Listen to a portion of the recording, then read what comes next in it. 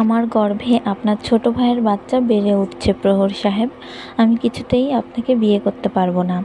আপনি আপনার বাড়িতে কিছু একটা বলে এই বিয়ে ভেঙে দিন দয়া করে। আর আমার আরেকটা অনুরোধ, দয়া করে কাউকে এটা বলবেন না যে আমি প্রেগনেন্ট। তরুর মুখে কথাগুলো শুনে থমকে রইল প্রহর। ওর মাথা পুরো কাজ করা বন্ধ করে দিয়েছে এই মুহূর্তে। কি বলছে এসব তরু? সে কি কোনোভাবে এই বিষয়টা ভাঙার জন্য ওকে মিথ্যা কথা বলছে? আর এগুলো কেমন ধরনের মিথ্যা? প্রেগনেন্ট বাচ্চা? তুমি মজা করছো তরু? আমি সত্যি বলছি প্রহর সাহেব। আপনার কি এখন আমাকে দেখে একটুও মনে হচ্ছে যে আমি মিথ্যা বলছি? তরুর কপালে বিন্দু বিন্দু ঘামের রেখা দেখা যাচ্ছে। শীততাপ নিয়ন্ত্রিত রেস্তোরাঁর ঠান্ডা পরিবেশে তরুর ঘমার্ত শুকনো মুখ দেখে প্রহর বুঝতে পারছে যে তরু মিথ্যে বলছে না। মাথাটা পুরো হ্যাং হয়ে আসছে প্রহরের। সে দু হাতে মাথা চেপে ধরল। আমার ছোট ভাই সাহায়ু। তরু মাথা উপর নিচে নাড়ল। প্রহর বলার মতো কোনো শব্দ খুঁজে পেল না।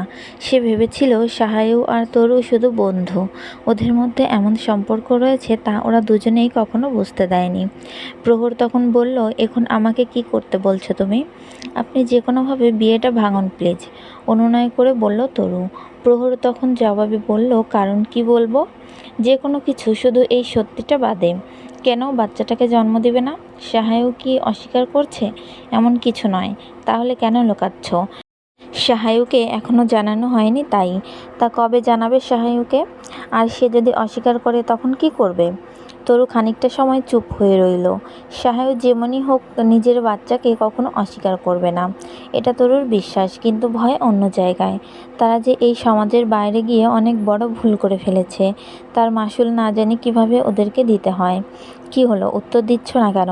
সাহায়ু অস্বীকার করবে না? বিয়ে করছো তোমরা নাকি? বলতে গিয়ে থেমে গেল প্রহর। তরুর চোখ তখন ছলছল করে উঠল। এটাই যে ওদের করা সবচেয়ে বড় ভুল। সেদিন রিসোর্টে দুজনেই শখের বশে ড্রিঙ্কস করে বসেছিল, আর তখনই নেশাগ্রস্ত অবস্থায় ওরা এই ভুলটা করে ফেলেছিল।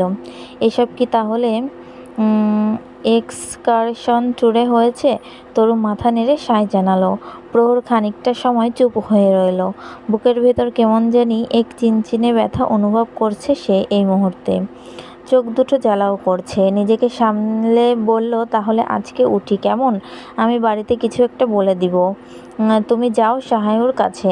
কথাগুলো বলে প্রহর উঠে পড়ল। মুহূর্তেই সে তরুর দৃষ্টির আড়ালে চলে গেল।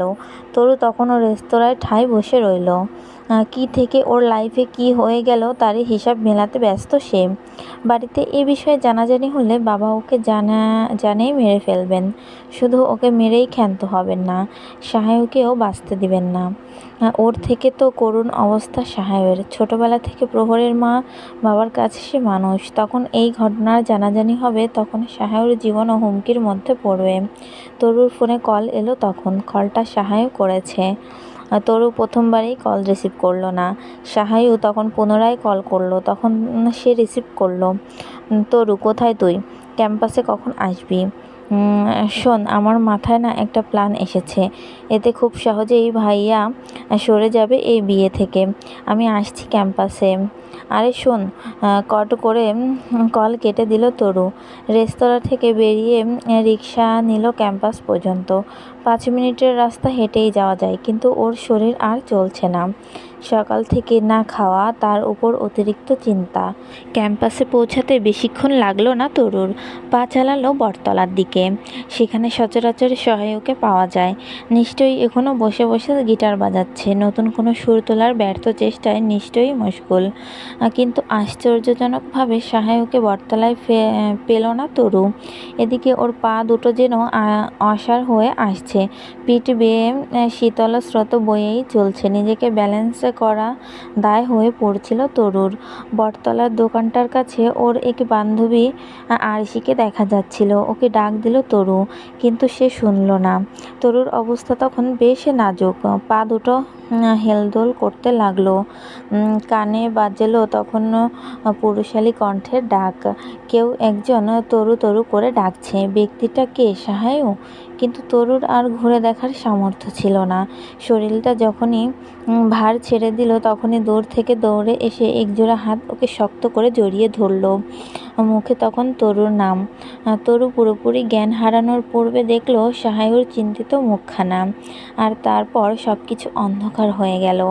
জ্ঞানহীন তরুকে বুকের মধ্যে জড়িয়ে পাগল প্রায় হয়ে উঠল সাহায়ু। কাছে পিঠে ছাড়িয়ে থাকা ওদের বন্ধুরা তখন দৌড়ে ওর কাছে এলো।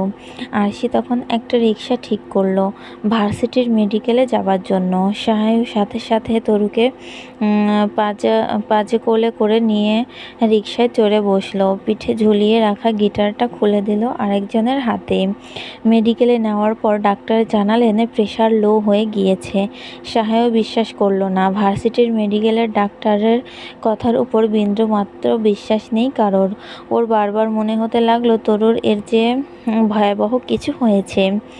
একবার সাপে কাটা স্টুডেন্টকে ওরা নাপা দিয়ে ছেড়ে দিয়েছিল। ছেলেটা মরতে মরতে বেঁচেছিল। তরুর জ্ঞান ফিরল বেশ অনেকক্ষণ পর। চোখ পিটপিট করে খুলতেই তরু দেখতে পেল সাহায়ুকে। মাথাটা তোলার চেষ্টা করলো, পুনরায় বেডে রাখলো। প্রচণ্ড ব্যথা করছে। সাহায়ু তখন ওকে ধরে হেলান দিয়ে বসলো। নিজে বসলো তরুর পাশে। ডান হাতটা মুঠোয় নিল সে। তরু মাথা ঘুরিয়ে পড়ে যাচ্ছিলি তুই? কি হয়েছে তোর? ডাক্তার বলল প্রেশার লো। না অন্য কিছু? আমায় বল। তরু বলল না। তাকিয়ে থাকলো সাহায়ুর মুখের পানে। ওর চিন্তায় ছেলেটার চোখ মুখের অবস্থা করুণ। তরু কি হয়েছে? তরু উত্তর দিল না। এগিয়ে গিয়ে মাথাটা রাখলো সাহায়ুর বুকে। সাহায়ু তরুর এই নীরবতা চিন্তিত হলো বেশ। এভাবে চুপ হয়ে থাকিস না জান, বল তোর কি হয়েছে? কেউ কিছু বলছে? আজ না ভাইয়ার সাথে দেখা করার কথা ছিল তোর, সেখানে গিয়েছিলি? ভাইয়া তোকে কিছু বলেছে? তরু তখন হঠাৎই ডুকরে উঠল। সাহায়ুর বুকে উঠতে পারল না। কি করবে? কি হলো ওর? তরুটার। সে বলল তরু জান পাখি, আমার কি হয়েছে বলো, এভাবে কাঁদিস না প্লিজ। তরু কান্না কিছুটা থামালো। সাহায়ুর বুকে থেকে মাথা তুলে হাতের উল্টো পিঠ দিয়ে চোখ মুছল। আমি এখন যা বলবো তা শোনার জন্য প্রস্তুত সাহায়ু? সাহায়ু বেশ বুঝতে পারলো গুরুতর কিছু হয়েছে। সে বলল খারাপ কিছু তরু? খারাপ না ভালো তা আমি বুঝতে পারছি না সাহায়ু। শোনার পর তুই ডিসাইড করবি সেটা। কি বল। তার আগে বল, তুই আমার জন্য জীবনের এই সবচেয়ে কঠিন সময় পাড়ি দিতে পারবি? পারবি আমায় ভালোবেসে আগলে রাখতে, নাকি ভয় পেয়ে পিছু হাঁটবি? তোর জন্য জান দিয়ে দিব এই কথা আমি বলবো না তরু, কিন্তু তুই জানিস তুই আমার কাছে কি। তোকে আগলে রাখার জন্য আমি সব কঠিন সময়ের মুখোমুখি হতে প্রস্তুত।